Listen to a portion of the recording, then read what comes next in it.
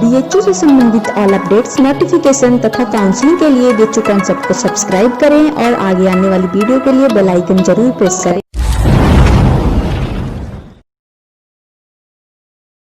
Hey guys, सब कैसे हैं? I hope you all are doing good in this lockdown.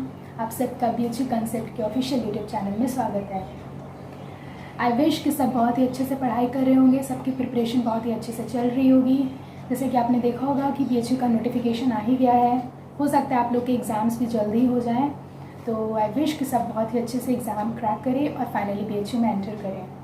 जैसे कि कई बच्चे मेरे को जानते होंगे एंड जो मेरे को नहीं जानते हैं, मेरा नाम अंचल है। मैं बीएचयू में फ़र्स्ट ईयर की स्टूडेंट हूँ।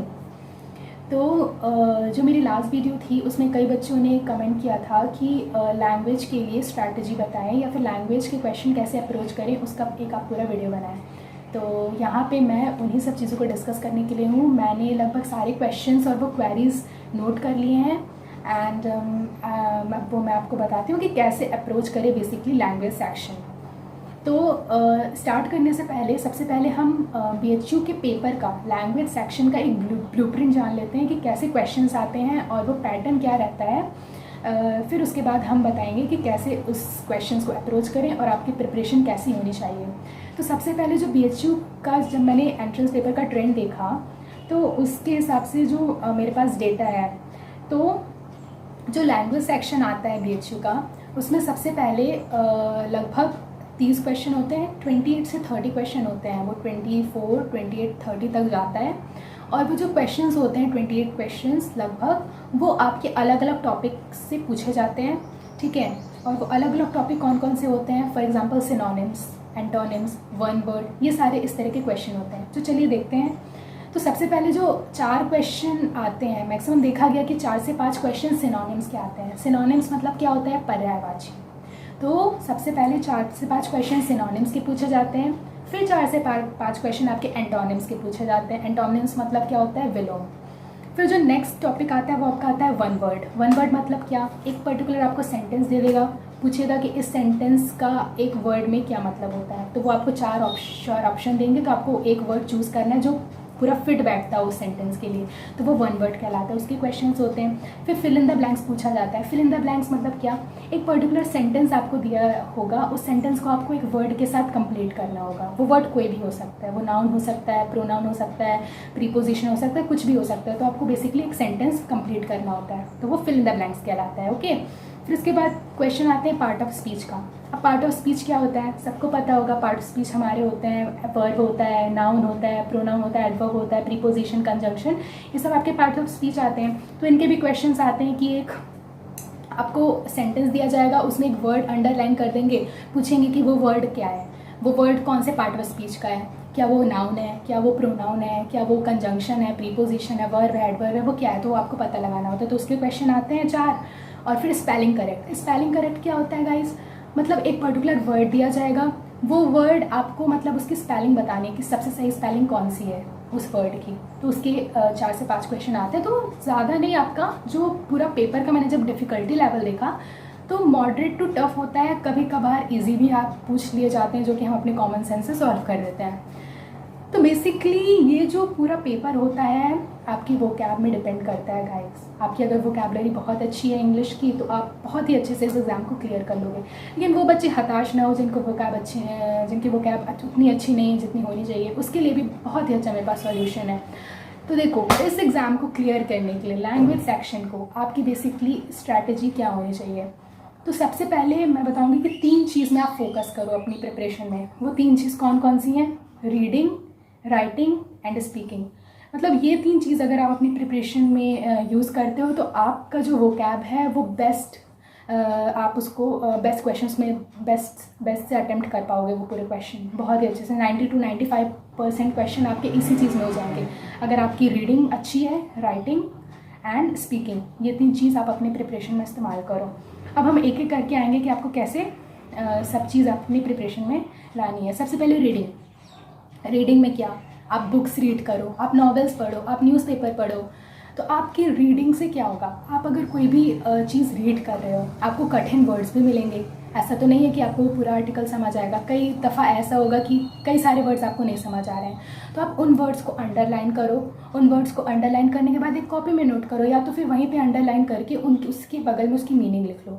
डिक्शनरी से सर्च करो और उसकी मीनिंग लिख लो। इससे क्या होगा कि वो जो पर्टिकुलर वर्ड है आपके दिमाग में फिट हो जाएगा, उसकी आपको मीनिंग पता हो जाएगी। तो इससे आपको क्या होगा, आपकी वर्ड की जो रिचनेस है वो इंक्रीज़ होगी, आपकी वोकैबुलरी बढ़ेगी। ऐसी से आपकी वोकैबुलरी बढ़ती है रीडिंग से।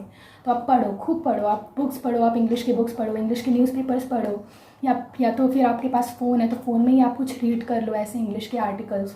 तो वो बहुत इंपॉर्टेंट होता है, ये चीज़ आप अपने रूटीन में शामिल करो। फिर नेक्स्ट चीज़ आती है राइटिंग। राइटिंग मतलब क्या, लिखो। जैसे कि आप हिंदी में आपने जब हिंदी के आप अपने बोर्ड एग्ज़ाम देते हो या फिर इंग्लिश के हम बोर्ड एग्ज़ाम देते हैं, तो हमारे लिए बहुत सारे ऐसे राइटिंग आते हैं, या फिर आप कोई भी टॉपिक में अपन को पैसेज लिखने को आता है, तो उसी के तरीके से आप घर में भी करो। कोई भी particular topic low, for example लिखो, आप होली में आर्टिकल लिखो, आप होली फेस्टिवल में एक आर्टिकल लिखो, ठीक है, आपको मैंने बोल दिया लिखो। तो अब आपको रैंडमली अपने वर्ड्स, अपने खुद से सेंटेंस बनाना है, लिखना है। तो इससे आपको क्या होगा, आपकी माइंड में वो एबिलिटी डेवलप होगी सेंटेंस बनाने की। आपके वर्ड्स अपने आप आपके दिमाग में आएंगे कि ये वर्ड होना चाहिए, ये वर्ड होना चाहिए। तो आप लिखो, आप कोई भी टॉपिक रैंडमली उठाओ और उसमें कोई आर्टिकल लिखो। इससे क्या होगा कि आपकी जो वर्ड की जो पावर, जो एबिलिटी है लिखने की, वो इंक्रीज़ होगी। उससे क्या होगा, आपकी वोकैबुलरी बढ़ेगी। मतलब हमारा बेसिक टारगेट क्या है, वोकैबुलरी इंक्रीज़ करना, ठीक है। वोकैबुलरी समझना, वर्ड्स समझना, वर्ड्स का खेल होता है सब। अगर आप वर्ड समझ गए तो आपके लिए सब कुछ ईजी है। उसके बाद मैंने बोला स्पीकिंग। अब स्पीकिंग क्या, स्पीकिंग का बेसिकली मतलब होता है कॉन्वर्सेशन। आप कैसे बातचीत करते हो, ठीक है। कॉन्वर्सेशन में आप कोशिश करो कि आपका एक ऐसा फ्रेंड ग्रुप हो, या फिर आप ऐसा अपने कोई भी एक दो फ्रेंड को बुलाओ और बोलो कि चलो मेरे से इंग्लिश में बात करो। इससे क्या होगा कि आप लोग जब इंग्लिश में बात करोगे ना, तो आपको अपनी मिस्टेक्स पता चलेंगी। कोई एक बार में अच्छी इंग्लिश नहीं बोल सकता। मैं भी जब स्टार्टिंग में ट्राई की थी, मेरे को बहुत दिक्कत होती थी, मुझे वर्ड्स नहीं मिलते थे, मैं बहुत बार वोकैबुलरी मेरी गलत हो जाती थी, ठीक है। तो उन सबको इम्प्रूव करने के लिए बेसिक आपका क्या होना चाहिए, मंत्र कि आप कॉन्वर्सेशन करो, खूब कॉन्वर्सेट करो, खूब, मतलब किसी भी लोगों के साथ, कोई भी अपने फ्रेंड्स को बुला लो या फिर किसी को बुला लो, तो बोलो चलो इंग्लिश में बात करते हैं आज। तो उससे क्या होगा, आप उनको बोलना कि अगर मैं कहीं भी गलत हूँ तो मुझे बताओ, मेरा एरर आप स्पॉट करो कि आज तुमने ये वर्ड गलत बोला, तो नेक्स्ट डे आप वही वर्ड इम्प्रूव करके बात करना। तो स्पीकिंग एक चीज़ होती है ना, अगर आप डेली रूटीन में आप अपने फैमिली मेम्बर्स के साथ, अपने फ्रेंड्स के साथ इंग्लिश में बात कर सकते हो, या तो आप जब चैटिंग करते हो तो इंग्लिश में बात करो। तो इससे क्या होगा, उससे भी आपकी वोकैबुलरी इंक्रीज़ होगी, आपको नए नए वर्ड्स पता चलेंगे, अपने फ्रेंड्स के थ्रू, अपने फैमिलीज़ के थ्रू आप नए नए वर्ड सीखोगे। तो ये सारी चीज़ें बहुत इजी होती हैं देखो करना, कोई इसमें बिल्कुल रॉकेट साइंस नहीं है कि मतलब आपको कुछ अलग से करना है। बिल्कुल आप ये सब चीज़ें अपनी रूटीन में शामिल करो तो आपकी वोकैबुलरी इंक्रीज़ हो जाएगी। और ये जो पूरा आपका जो लैंग्वेज सेक्शन है BHU एंट्रेंस का, पूरा इसी पे बेस्ड है। सिर्फ 3 चीज़ मैंने क्या क्या बताई, रीडिंग, राइटिंग एंड स्पीकिंग। 3 चीज़ अगर आप इस्तेमाल करते हो अपनी प्रिपरेशन में, अपनी स्ट्रैटेजी में, बिल्कुल आप बहुत ही अच्छे से सारे क्वेश्चन लैंग्वेज के कर पाओगे ईजिली। सेकेंड चीज़ आपको क्या करनी है, प्रीवियस ईयर्स के क्वेश्चन पेपर, लास्ट 10 ईयर्स के क्वेश्चन पेपर, लास्ट 10 ईयर्स के आप अच्छे से सॉल्व कर लो। उससे क्या होगा, उससे भी आपको नए नए वर्ड्स पता चलेंगे।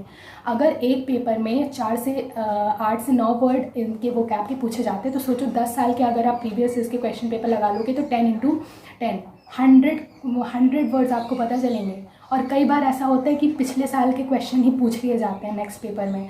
तो प्रीवियस ईयर्स के क्वेश्चन पेपर आप खुद लगाओ, उससे क्या होगा, खूब लगाओ। उससे आपको क्या होगा कि आपको पैटर्न पता चलेगा, आपकी वोकैबुलरी और इंक्रीज़ हो जाएगी, ठीक है। तो 2 चीज़ आपको करना है, सबसे पहले प्रीवियस ईयर्स के क्वेश्चन पेपर अच्छे से सॉल्व कर लो, फिर नेक्स्ट चीज़ करो जो मैंने 3 आपको मंत्र बताए, रीडिंग, राइटिंग एंड स्पीकिंग। ये 3 चीज़ ये कुछ चीज़ें आप अपनी प्रिपरेशन में करो, स्ट्रैटेजी में अपनाओ, तो फाइनली आपका लैंग्वेज बहुत अच्छे से क्लियर होगा, ठीक है।